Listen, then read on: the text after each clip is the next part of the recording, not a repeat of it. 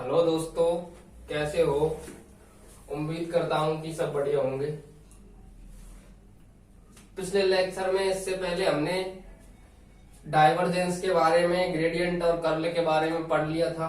आज हम उससे संबंधित कैसे निकालते हैं डाइवर्जेंस मैंने बता दिया था, कर्ल कैसे निकालते हैं और ग्रेडियंट कैसे निकालते हैं उनके बारे में बता दिया था। आज हम आगे उनसे संबंधित क्वेश्चनों को क्या करेंगे, हल करेंगे। क्वेश्चन को कैसे डाइवर्जेंस निकालना बता दिया था कि डाइवर्जेंस में क्या होता था। डाइवर्जेंस में किसी भी सदिश फलन का डाइवर्जेंस निकाला जाता था और डाइवर्जेंस में क्या होता था, अदिश गुणनफल किया जाता था और अदिश गुणनफल करना मैंने आपको बता दिया था। कर्ल की बात करते हैं तो कर्ल निकालना भी मैंने सिखाया था। कर्ल में क्या होता था, किसी भी सदिश फलन का क्या होता था, सदिश गुणनफल होता था। मैंने तुम्हें ग्रेडियंट निकालना भी सिखा दिया था। कल के लेक्चर में मैंने बता दिया था ग्रेडियंट कैसे निकाला जाता है और अदिश फलन का निकाला जाता है। आज इससे संबंधित हम क्या करते हैं, क्वेश्चंस करते हैं कि क्वेश्चंस किस प्रकार से अपने एग्जाम में पूछे जाते हैं, उन क्वेश्चनों के बारे में हम पढ़ते हैं। तो सबसे पहला क्वेश्चन है, मैं देख के बता देता हूँ आपको क्वेश्चन क्या है। क्वेश्चन इस प्रकार से है कि ए वेक्टर और बी वेक्टर क्या है, आरोही सदिश है। क्वेश्चन पहला है आपके पास में कि ए वेक्टर व बी वेक्टर कौन से सदिश दे रखे हैं आपके पास में, आघूर्णी सदिश दे रखे हैं। बोला गया है कि ये दोनों क्या है आपके पास में, आघूर्णी सदिश है। फिर आपको आगे पूछा गया है कि आपको प्रूव करना है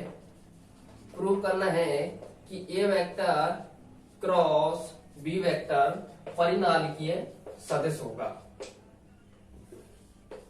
परिनालिकीय सदिश होगा, ये हमको प्रूव करना है। तो इसके बारे में हम सबसे पहले अध्ययन करते हैं। देखो, मैंने कल के लेक्चर में आपको बताया था कि यदि कोई भी दो सदिश आपके पास में आघूर्णी सदिश दिए हुए हैं, कोई भी दो सदिश आघूर्णी सदिश दिए होते हैं तो उनके कर्ल का मान क्या होता है, शून्य होता है। तो इसमें तुम्हें पता है कि ए वेक्टर आघूर्णी सदिश है तो ए वेक्टर का कर्ल का मान भी क्या होगा आपके पास में, शून्य होगा।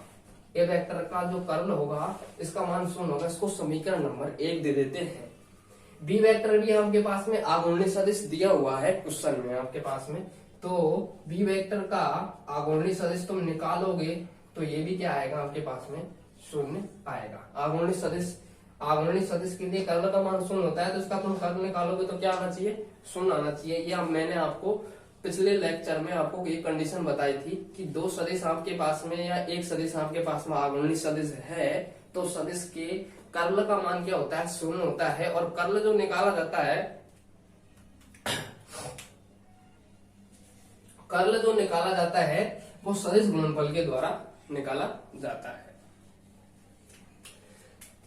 आपसे पूछा गया है कि ए वेक्टर क्रॉस बी वेक्टर क्या है, परिनालिकीय सदिश है। तो मैंने बताया था परिनालिकीय जो सदिश होते हैं उनके लिए डाइवर्जेंस का मान क्या होता था, शून्य होता था। डाइवर्जेंस किस प्रकार से निकाला जाता था, डॉट प्रोडक्ट से डाइवर्जेंस निकाला जाता था। ए वेक्टर क्रॉस बी वेक्टर बोला गया है तो इन दोनों का, इनका डाइवर्जेंस निकालते हम तो क्या आना चाहिए आपके पास में, 0 आना चाहिए। परिनालिकीय सदिश के लिए कंडीशन बताई थी कि यदि परिनालिकीय सदिश है कोई वेक्टर आपके पास में, तुम्हें पता है एक तरह से वेक्टर ही होगा। क्यों? क्योंकि दो वेक्टरों का सदिश गुणनफल करने से हमें एक सदिश राशि ही प्राप्त होती है। तो एक तरह से ये क्या है, सदिश ही है। तो इस सदिश का परिनालिक ये सिद्ध करना है कि ये जो सदिश है इससे कोई भी सदिश प्राप्त हो सकता है। जैसे सी वेक्टर मान लो, तुम कुछ भी मान सकते हो इसको, तुम्हें है ना। और बोला गया है कि एक परिनालिकीय सदिश है, परिनालिकीय सदिश के लिए इसका डाइवर्जेंस का मान शून्य होता है। इसको हम सिद्ध करते हैं। देखो किस प्रकार से इसको सिद्ध करते हैं कि हम इसका कॉन्सेप्ट एलएचएस लेते हैं। समीकरण नंबर 3 से हम एलएचएस पार्ट को हल करते हैं और 0 के को लाते हैं। कैसे लाते हैं, देखो ये फॉर्मूला होता है डेल वेक्टर डॉट ए वेक्टर क्रॉस बी वेक्टर का, डेल वेक्टर डॉट ए वेक्टर क्रॉस बी वेक्टर का।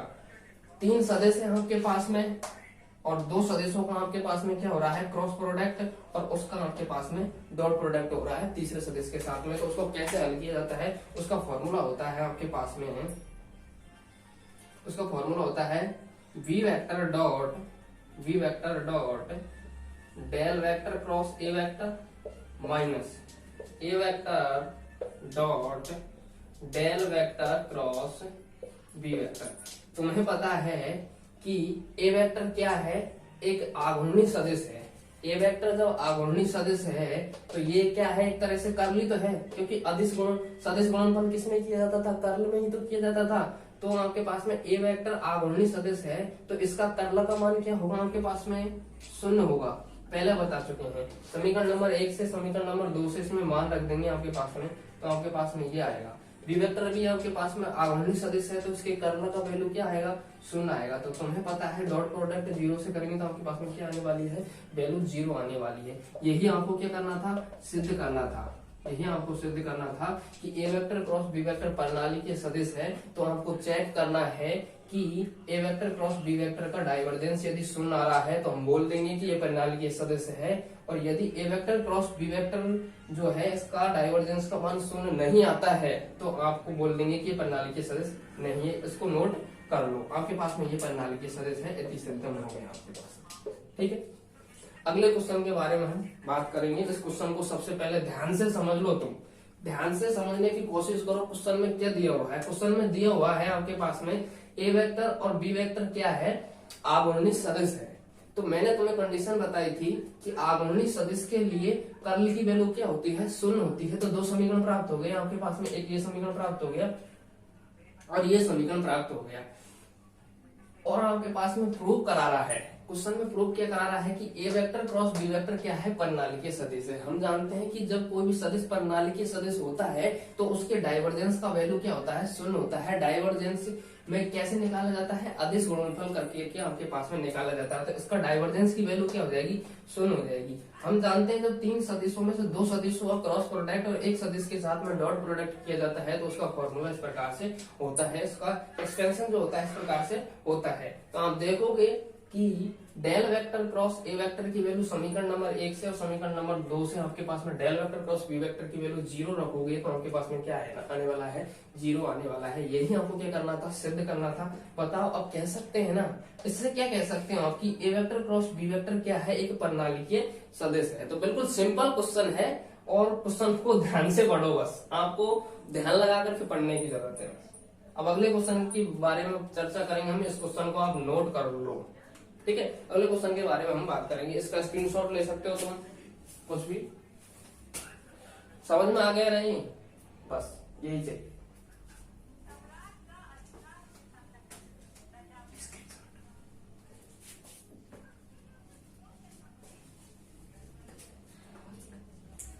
तो आप इसको नोट कर लो। अब अगले क्वेश्चन पर हम बात करते हैं। अगला क्वेश्चन है आपके पास में कि सिद्ध करो कि कण का वेग, किसी पार्टिकल का वेग एक आघूर्णी फलन है। कण का वेग दिया हुआ है और सिद्ध करा रहा है कि वो आपके पास में क्या है, कोई आघूर्णी फलन है। तो कण का वेग दिया हुआ है आपके पास में, क्वेश्चन में आपको बी वेक्टर इक्वल टू क्या दिया हुआ है, 2xi + 2yj। 2xi + 2yj आपके पास में कण का वेलोसिटी दिया हुआ है और सिद्ध करवा रहा है आपके पास में कि कण का वेग क्या है, आघूर्णी फलन है। तो मैंने बताया था कि आघूर्णी फलन के लिए क्या कंडीशन बताई थी, आघूर्णी फलन के लिए कंडीशन बताई थी कि आघूर्णी फलनों के लिए कर्ल की वैल्यू क्या आती है, 0 होती है। तो इसके पहले इसको सिद्ध करने के लिए आपको क्या निकालना पड़ेगा, कर्ल की वैल्यू चेक करनी पड़ेगी। कर्ल की वैल्यू निकालते हैं क्योंकि बोला गया है कि बी वेक्टर जो है आपके पास में किसी कण का वेग है और ये क्या है, आघूर्णी फलन है, ये आपके पास में सिद्ध करना है।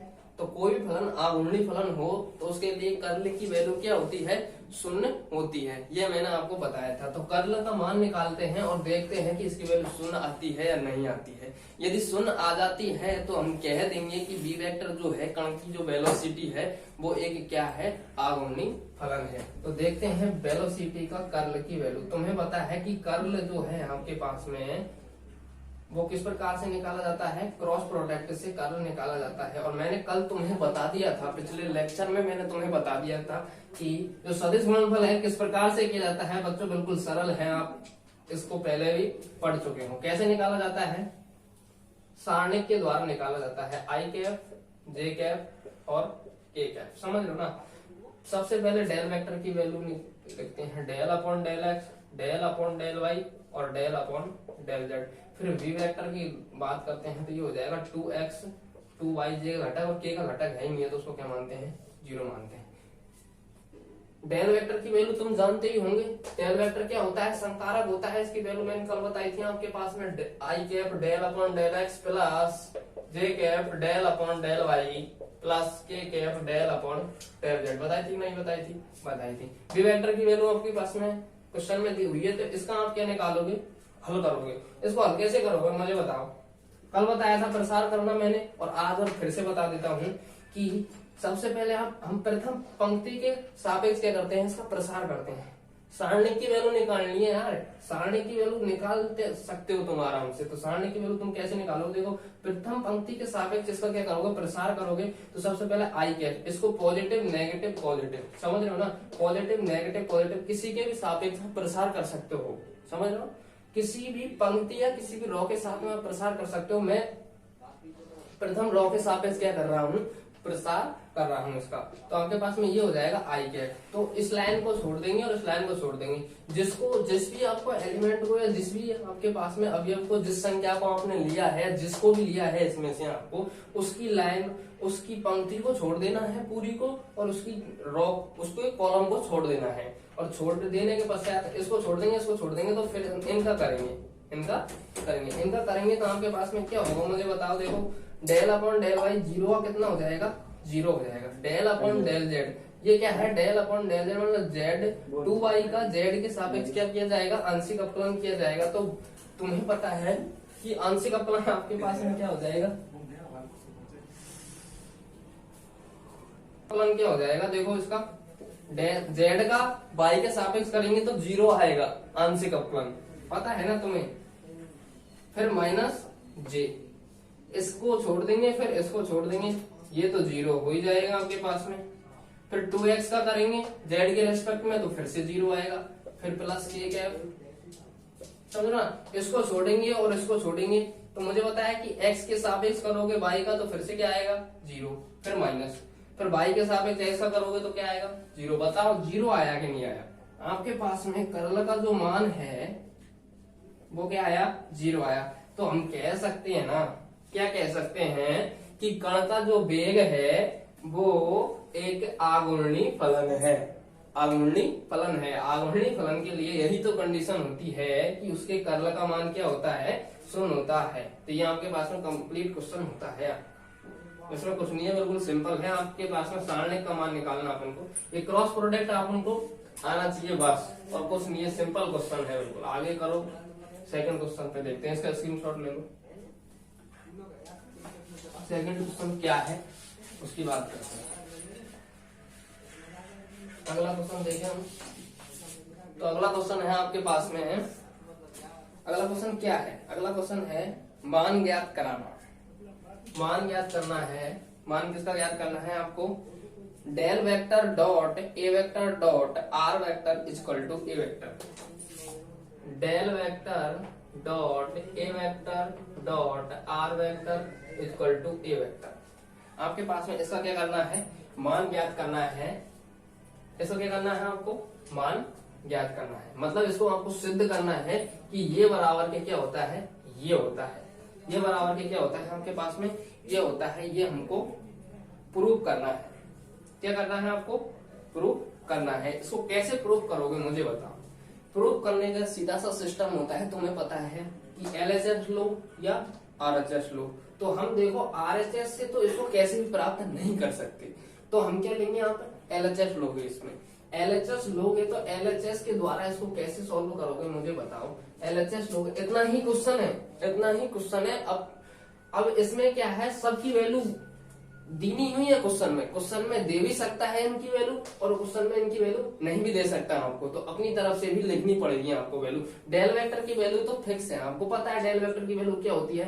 ए वेक्टर की वैल्यू आपको माननी पड़ेगी, और आर वेक्टर की वैल्यू भी आपको क्या करनी पड़ेगी, माननी पड़ेगी।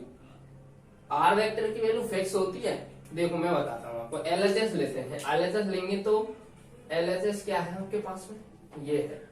तो मुझे बताओ कि सबसे पहले आपको ए वेक्टर डॉट आर वेक्टर की वैल्यू की जरूरत होगी इसमें, और आपके पास में डेल वेक्टर की जरूरत होगी आपके पास में। तो सबसे पहले हम ए वेक्टर डॉट आर वेक्टर निकालने के लिए किसकी वैल्यू जरूरत होगी, ए वेक्टर की जरूरत होगी। तो ए वेक्टर तुम्हें मानना पड़ेगा यहाँ पर, ए वेक्टर क्या है, कोई भी तो सदिश है, कोई सदिश है ना ए वेक्टर, और सदिश है तो मान लेते हैं सदिश ए एक्स आई कैप है ये, और जे घटक आपके पास में ए वाई है इसका, और ये ए जेड ए कैप मान लेते हैं। इसको मानने में क्या जा रहा है तुम्हारा, बताओ, वो डीजल बढ़ रहा है क्या। और आर वेक्टर तो तुम जानते हो किसी कण का स्थिति सदिश होता है। आर वेक्टर कहीं भी आ जाए, यदि क्वेश्चन में आपको नहीं बोला गया है कि ये राशि ये है, तो आपको आर वेक्टर हमेशा कण का स्थिति सदिश मानना है। और कण का जो स्थिति सदिश होता है वो होता है एक्स आई कैप प्लस वाई जे कैप प्लस जेड के कैप। क्या होता है कण का स्थिति सदिश, एक्स आई कैप प्लस वाई जे कैप प्लस जेड के कैप, ये होता है आपके पास में कण का सदिश। अब निकाल सकते हो नहीं निकाल सकते, ए वेक्टर डॉट आर वेक्टर निकाल सकते हो। ए वेक्टर देखो कैसे निकालेंगे, ए एक्स आई प्लस ए वाई जे प्लस ए जेड के का डॉट कर देंगे आपके पास में आर वेक्टर के साथ में। क्या आ जाएगा आपके पास में, X A X plus Y A Z A Z आ जाएगा कि नहीं आ जाएगा, आ जाएगा।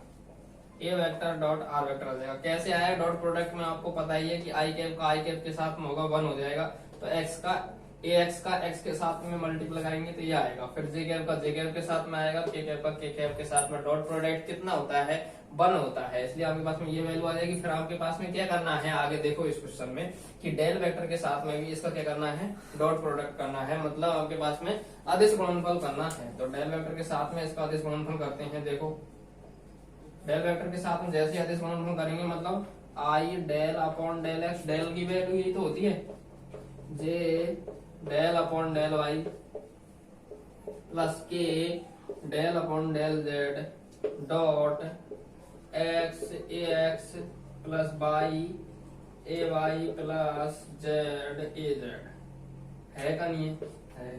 तो आप देखोगे यहाँ से क्या देखोगे कि आई जे के तो वगैरह तो इसमें है नहीं है आपके पास में, तो इसका पूरे का एक्स के सापेक्ष होगा, इसका एक्स के सापेक्ष पूरी का होगा, तो ये वैल्यू 0 हो जाएगी क्योंकि इसमें y है, ये भी वैल्यू आपके पास में 0 हो जाएगी, z है ना। तो इसमें x के सापेक्ष होगा, तो ax तो कॉमन हो जाएगा, x का कितना हो जाएगा, 1 हो जाएगा। i पहले से ही है, ax तो कॉमन हो जाएगा आपके पास में, x का कितना हो जाएगा 1। फिर j ay कॉमन हो जाएगा, y के सापेक्ष तो इसका ही होगा, इन दोनों का 0 हो जाएगा, तो आपके पास में ay कॉमन हो जाएगा, y का 1। फिर आपके पास में az आ जाएगा, z का कितना हो जाएगा 1। तो आपको पता है ये ए एक्स आई ए वाई जे ए जेड के क्या बना था, ए वेक्टर माना था नहीं माना था, ए वेक्टर। तो आ गया, जो प्रूफ करना था वो आपके पास में आ गया, हेंस प्रूफ। आगे करो दोस्तों। क्या कुछ वीडियो बनाने में ऐसी तकलीफ आ रही है, क्या पता वीडियो अचानक रुक जाती है, इसलिए हम जोड़ना पड़ता है वीडियो को, तो बीच में ऐसी वीडियो बनती है। तो आप अपनी तरफ से कुछ करो, इसका सॉल्यूशन हम कर रहे हैं लेकिन अपनी तरफ से लगाए रखो। तो इसको मैं मिटा देता हूँ, स्क्रीन पर अगले क्वेश्चन पर चलते हैं। देखो अगला क्वेश्चन क्या है, बात करते हैं अगले क्वेश्चन की। तो अगले क्वेश्चन में आपको डेल डॉट आर वेक्टर का मान निकालना है। अगला क्वेश्चन है आपके पास में, डेल डॉट आर वेक्टर की वैल्यू निकालो, ये पूछा गया है खाली। तो डेल डॉट आर वेक्टर की वैल्यू सिंपली हो जाएगी, देखो डेल की वैल्यू क्या हो जाएगी, अभी बताया है ये तो बिल्कुल, तो just j k del upon del Z. Are की वैल्यू फिक्स होती है, देखो किसी कण का स्थिति सदिश होता है ये आर, क्वेश्चन में दिया हुआ या नहीं दिया हुआ। देखो इसका करेंगे आप, देखो आई का आई के साथ में 1, एक्स का एक्स के सापेक्ष आंशिक अपकरण कितना हो जाएगा 1, जे का जे के साथ में 1, के जेड का जेड के साथ में 1, कितना हो जाएगा आपके पास में 3। क्या आ जाएगा इसका आंसर आ जाएगा। ठीक है, बहुत सिंपल क्वेश्चन है। आगे देखते हैं, देखो अगले क्वेश्चन की बात करते हैं। अगले क्वेश्चन पर हम चर्चा करें तो अगला क्वेश्चन क्या है मैं आपको बताता हूँ। अगला क्वेश्चन है आपके पास में, ग्रेडियंट 1/r का मान क्या होता है? ग्रेडियंट 1/r की वैल्यू याद करो। तो ग्रेडियंट 1/r की वैल्यू कैसे याद करोगे?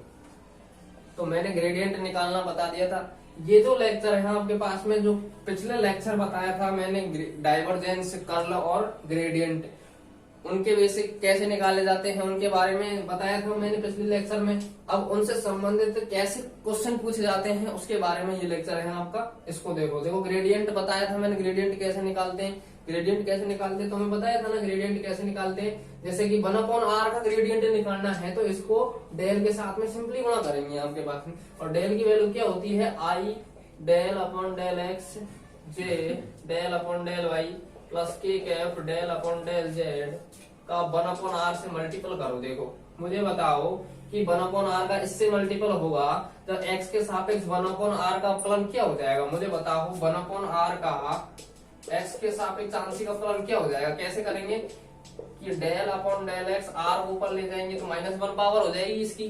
तो x की पावर n वाले फॉर्मूले से करेंगे। x की पावर n वाला फॉर्मूला क्या होता था? dy अपॉन dx, x की power n, n x n -1 होता था, नहीं होता था? उसके हिसाब से करेंगे इसको। तो -1 r -1 और इसमें से एक कम हो जाएगी तो -1, इसको ये -2 हो जाएगी और नीचे आएगा तो ये -1/r² आ जाएगा। बताओ यहाँ पर आपके पास में i -1/r²।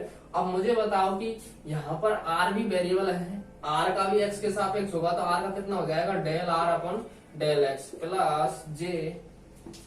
Plus J. इसी प्रकार तुम y के 1/r का y के सापेक्ष करोगे, 1/r का y के सापेक्ष करोगे तो -1/r² del r upon del y। बस इतना सा फर्क आएगा आपके पास में। फिर k इसका -1/r² del r upon del z हो जाएगी, नहीं हो जाएगी? हो जाएगा। अब तुम्हें पता है del r upon del x कहां से निकालोगे? पता है आपको?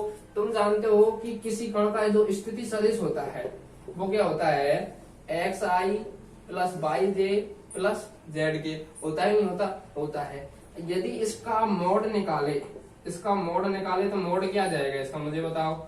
x² प्लस के y² प्लस के z² आ जाएगा कि नहीं आ जाएगा? आ जाएगा। r अपॉन डेल x कैसे निकालोगे? मैं बता रहा था आपको, वीडियो पॉज हो जाती है अपना आप यार, इसलिए प्रॉब्लम आ रही है। कुछ ठीक कर दूंगा मैं, अगली वीडियो जो डालूंगा वो सही डालूंगा, टेंशन मत लो। देखो del r upon del x कैसे निकालेंगे? यहाँ से del r upon del x कैसे निकालोगे बताओ? इसका x के सापेक्ष करोगे नहीं करोगे? तो मुझे बताओ इसका कितना हो जाएगा? 1/2 अंडर रूट x² प्लस के y² प्लस के z², 1/2 under root x² plus y² plus z² हो जाएगा, नहीं हो जाएगा? हो जाएगा। फिर x जिसको माना है इसको करोगे x के रेस्पेक्ट में, तो y का 0, z का 0, इसका कितना हो जाएगा? 2x, 2 से 2 कैंसिल, कितना आ जाएगा? x अपॉन ये पूरी वैल्यू किसके बराबर है? r के बराबर है, x अपॉन r। इसी प्रकार del r upon del y की वैल्यू निकालो। याद रखने का सीधा तरीका मैं बता रहा हूँ। देखो del r upon del x निकालना है तो x अपॉन r वैल्यू होगी इसकी। Del r upon del y निकालना है तो y अपॉन r वैल्यू हो जाएगी इसकी। ध्यान रखना, निकालने की जरूरत नहीं है, डायरेक्ट तो मान लिख सकते हो इसमें, याद रखो तो आपको। जैसे कि del r upon del x निकालना है तो x अपॉन r वैल्यू हो जाएगी इसकी, और del r upon del y निकालना है तो y अपॉन r और z अपॉन r इसकी वैल्यू इस प्रकार से हो जाएगी। निकाल सकते हो इस प्रकार से। अब इसमें डायरेक्ट मान जमा दो आप, तो मान जमाओगे तो क्या हो जाएगा? देखो -i1/r² x अपॉन r, ठीक है। फिर -j1/r² y अपॉन r, फिर -k1/r² z अपॉन r हो जाएगी, नहीं हो जाएगी? अब देखो माइनस कॉमन ले लो इसमें, -1/r की घात 3 तुम आराम से इसमें कॉमन ले सकते हो। देखो r की घात 3, r की घात 3, r की घात 3, तो ये कितना हो जाएगा मुझे बताओ? xi plus yj plus zk। और ये क्या है? किसके बराबर है? r वेक्टर के बराबर होता है कि नहीं होता? ये r वेक्टर के बराबर होता है, -r वेक्टर अपॉन r की क्यों हो जाएगा इसका आंसर, ठीक है। इतना हो जाएगा, सिंपल है बिल्कुल। इसका स्क्रीनशॉट लो और आगे चलो अगले क्वेश्चन की बात करते हैं। अगला जो क्वेश्चन है आपका, जो तो सिंपल क्वेश्चन है ये, इस प्रकार से आप कर लो इनको। अगला जो क्वेश्चन है आपका मैं तुम्हें बता देता हूँ। देखो अब अगला क्वेश्चन हम शानदार लेंगे। ये तो सब सिंपल सिंपल क्वेश्चन मैंने बताए हैं आपको अभी तक। तो जितने भी क्वेश्चन आपको बताए हैं सब सिंपल सिंपल क्वेश्चन है। एक क्वेश्चन और कर लेते हैं फिर काफी है। इतने क्वेश्चन आपने सब क्लियर हो। देखो डाइवर्जेंस का आपने क्वेश्चन कर लिया, कर्ल का भी आपने कर लिया, प्रवणता का कर लिया, ग्रेडियंट निकाली, ग्रेडियंट बनो पुनर्भव प्रवणता का, अदिश प्रवणता का था आपके पास में। तीनों के क्वेश्चन कर लिए आपने। एक और क्वेश्चन ले लेते हैं, ये अच्छा क्वेश्चन है बड़ा। देखो क्या क्वेश्चन है। क्वेश्चन अपना इस प्रकार से है कि डाइवर्जेंस आर की power N R vector is equal to n+3 r की पावर n। देखो n+3 आर की पावर n, ये आपको सिद्ध करना है। इससे आपको क्या लाना है, ये लाना है। तो आप इसको कैसे करोगे मुझे बताओ। देखो डाइवर्जेंस का सीधा तरीका होता है, डाइवर्जेंस निकालने का सीधा तरीका होता है, लेकिन इसका डाइवर्जेंस निकालना है, इसका डाइवर्जेंस निकालना है। तो पहले इसका मान तो निकालो, इसका मान तो निकालो। तो इसका मान कैसे निकालोगे मुझे बताओ। आर की पावर एन, इसकी वैल्यू तुम जानते हो, इसकी वैल्यू तुम जानते हो कितनी हो जाती है, बाई जे, क्या हो गया इस मार्कर में, देखो Y J plus Z K. R की पावर एन को अंदर गुणा कर दो, एक्स आर की power N I Y R की power N J Z are की पावर एन के। अब देखो इसका डाइवर्जेंस निकालना है। डाइवर्जेंस का मतलब डॉट प्रोडक्ट कर दो इसका, आप इसका क्या कर दो, डॉट प्रोडक्ट करो। देखो डॉट प्रोडक्ट कैसे करोगे, सिंपल तरीका से मैं तुम्हें डॉट प्रोडक्ट बता देता हूँ। ये वैल्यू यदि नहीं निकालो ना तो भी आपके पास में चल, मैं बता दूंगा कैसे किया जाएगा डॉट प्रोडक्ट। ये वैल्यू नहीं निकालने पर भी किया जा सकता है इसका डॉट प्रोडक्ट। देखो किस प्रकार से करेंगे। डॉट प्रोडक्ट करोगे तो डेल की वैल्यू तुम जानते हो क्या होती है, बिल्कुल सिंपली क्वेश्चन है, जैसे पहले जैसे क्वेश्चन है ये सब, समझ लो ना। और डॉट किया जाएगा आपके पास में आर की पावर एन आर वेक्टर का। देखो आर की पावर एन आर वेक्टर का डॉट किया जाएगा तो इसका किसके सापेक्ष करेंगे हम, एक्स के सापेक्ष करोगे। इसका किसके सापेक्ष करोगे, एक्स के सापेक्ष करोगे तो क्या प्राप्त होगा मुझे बताओ। देखो इसकी जगह ये लिख करके आप कर सकते हो, और मैंने बोला कि इसको यही मानो फिर भी आप इसका कर सकते हो। कैसे करना है इसका, ऐसे तो मुझे बताओ। इसको किसके साथ में कर देंगे, इसके, इसको इसके और इसको इसके। आई बात समझ में। देखो I del upon del X R की power N R vector plus J del upon del Y R की power N R vector plus K del upon del Z are की पावर एन आर वेक्टर। समझ लो ना। तो देखो इसमें u dot v वाला फॉर्मूला लगाओगे। देखो r की पावर n को तुम कॉमन ले लो, r की पावर n को तुम क्या ले लो, कॉमन ले लो। r वेक्टर का करोगे x के सापेक्ष आंशिक अवकलन तो कितना आएगा मुझे बताओ। r वेक्टर क्या होता है, r वेक्टर क्या होता है, x I plus by J plus Z की, यही तो होता है। और इसका तुम x के सापेक्ष आंशिक अवकलन करोगे तो y और z का 0 हो जाएगा, x का कितना आएगा, 1 आएगा। मतलब r वेक्टर का यदि तुम करोगे, आर वेक्टर का यदि x के सापेक्ष करोगे तो x का 1 हो जाएगा और i बचेगा। मतलब i बचने वाला है, यहाँ पर बचने वाला है, नहीं बचने वाला, i ही तो बचेगा, यहाँ पर बचेगा ना। और फिर प्लस आर वेक्टर को तुम कॉमन ले लो। आर वेक्टर को ऐसे तो करते थे, u डॉट v का फॉर्मूला में u को एक बार कांस्टेंट मानते थे, फिर आर वेक्टर का करते थे, ठीक है। और फिर क्या करते थे, आर वेक्टर को कांस्टेंट मानते थे, r की पावर n का करेंगे आपके पास में। यहाँ पर r की पावर n का कितना हो जाएगा, n r n माइनस 1। इस वाले फॉर्मूले से होगा n r n माइनस 1, और r का करोगे तो कितना आ जाएगा, del r upon del x। आइए आपके पास में समझ में। देखो मैं दोबारा समझा देता हूँ। देखो ये u डॉट v वाला किसके साथ में होगा, तो r की पावर n को कॉमन लेंगे, फिर r वेक्टर का किसके सापेक्ष करोगे, आंशिक अवकलन x के सापेक्ष करोगे। r वेक्टर आपके पास में क्या है, r वेक्टर होता है आपके पास में x I plus by J plus Z के। अब इसका तुम x के सापेक्ष आंशिक अवकलन करोगे तो तुम्हें पता है आंशिक अवकलन क्या होता है। आंशिक अवकलन होता है जो चर होता है उसका उसी के सापेक्ष अवकलन हो सकता है, अन्य सभी का 0 होता है। जैसे कि तुम किसी भी वेरिएबल का तुम कर लो, जैसे कि x के सापेक्ष तुम ये करेगा ना तो x का ही होगा, अंश सभी का कितना होगा 0 होगा, आंशिक अपलन वो होता है। तो आप इसका आंशिक अपलन करोगे x के सापेक्ष तो x का कितना आएगा 1 आने वाला है, और i आपके पास में बच रहा है, y का कितना आएगा 0 आ जाएगा, z का कितना आ जाएगा 0, तो i ही तो बचेगा, यहाँ पर बचेगा। इसी प्रकार इसकी बात करते हैं प्लस j, i यहाँ पर आगे और ये बच रहा है, आई ये भी तो बच रहा है आपके पास में, आई ये भी तो बच रहा है, ये सही है, अब सही है। फिर प्लस जे को बाहर ले लो, इसका करते हैं, फिर इसका करेंगे वही आर की पावर एन को कॉमन लेकर के, आर वेक्टर का किसके सापेक्ष करोगे वाई के सापेक्ष करोगे तो केवल 1 जे आएगा, आएगा कि नहीं आएगा, आएगा। फिर प्लस प्लस फिर आर वेक्टर को कॉमन लोगे और इसका करोगे तो एन आर एन माइनस के 1 आर का हो जाएगा del r upon del y, हो जाएगा नहीं हो जाएगा, हो जाएगा, ठीक है। फिर आप क्या करोगे के कैप को एज इट, इसकी बात करते हैं तो इसमें क्या हो जाएगा आर की पावर एन को कॉमन आर वेक्टर का करोगे तो कितना आ जाएगा 1 के आ जाएगा। फिर जेड के सापेक्ष करोगे तो जेड का इन सभी का तो 0 और जेड का आपके पास में 1 हो जाएगा, और के एज इट इज जाएगा आपके पास में, ठीक है, के कैप। फिर प्लस आर वेक्टर को तुम क्या करोगे, यहाँ पर आर की पावर एन को ले लिया, अब आर की पावर एन को ले लिया तो आर वेक्टर को कॉमन लोगे और आर की पावर एन का करोगे तो n r n minus 1 r का करोगे जेड के रेस्पेक्ट में, आ जाएगा कि नहीं आ जाएगा आपके पास में, आ जाएगा। लाइट गई है, देखो इसको कैसे करोगे तुम, अब आई के सापेक्ष आई को अंदर गुणा कर दो, आई को अंदर गुणा करोगे, आई को जैसे ही तुम अंदर गुणा करोगे तो मुझे बताओ क्या आएगा, आई को अंदर गुणा करोगे तो आई और आई का डॉट आई के साथ में करोगे तो कितना आने वाला है 1 आने वाला है, 1 आ जाएगा ना, तो आर की पावर एन बचेगा, यहाँ पर आर की पावर एन बचेगा कि नहीं बचेगा। फिर प्लस आपके पास में एन आर एन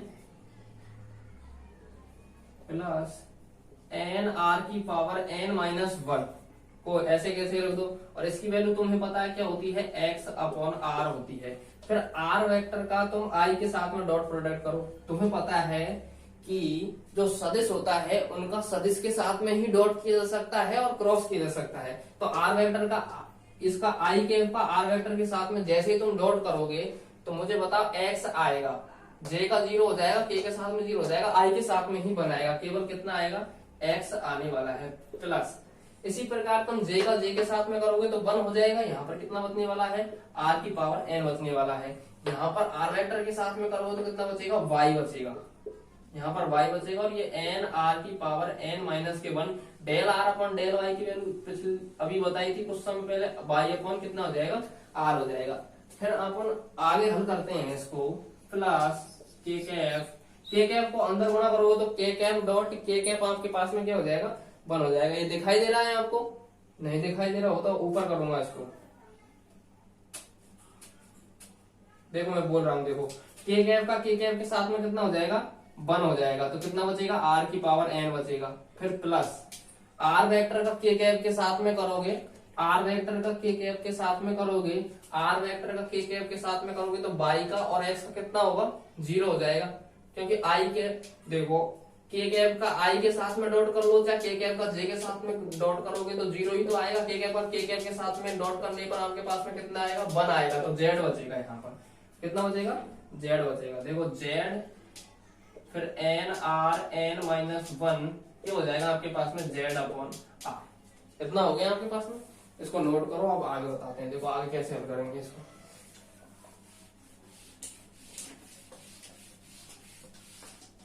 आगे बताते हैं, देखो कैसे हल करेंगे। देखो आर की पावर एन, एक आर की पावर एन ये रही, एक आर की पावर एन ये रही, तो कितना हो जाएगा 3 आर की पावर एन बच जाएगी, समझ गए। फिर देखो आर की पावर एन माइनस के 1 और इसको ऊपर लाओ, इसको क्या लाओगे ऊपर लाओगे तो आपके पास में आर की पावर -1 बच जाएगी, प्लस एन एक्स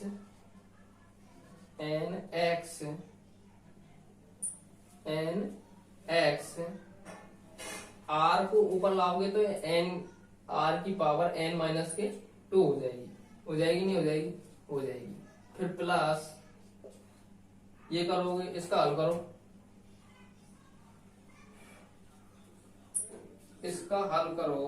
कहीं मिस्टेक लग रही है मेरे को इस क्वेश्चन में, आप देखो, आप भी गौर से देखो। आई का इसके साथ में किया तो यहाँ पर कितना आना चाहिए? एक्स आना चाहिए। यहाँ पर भी एक्स भी तो आएगा। ये एक्स आपके पास में है ना, एक्स आपके पास में ये है, तो एक्स और एक्स लिख दिया हमने, सॉरी ये देखा नहीं मैंने।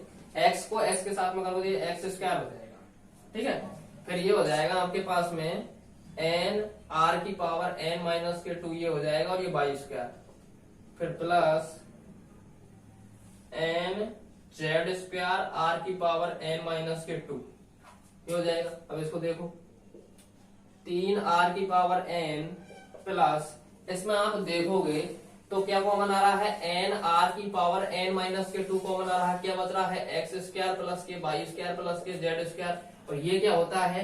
3 आर की पावर एन प्लस के एन आर की पावर एन माइनस के 2, ये क्या होता है? आर स्क्वायर होता है। परिणाम होता है ना, आर वेक्टर का परिमाण क्या आया था आपके पास में?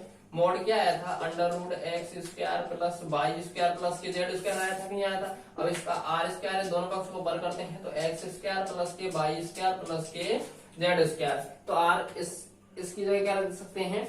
Are square. तो तुम्हें पता है बेस समान है, आर और आर का बेस समान है तो घातें क्या होती है?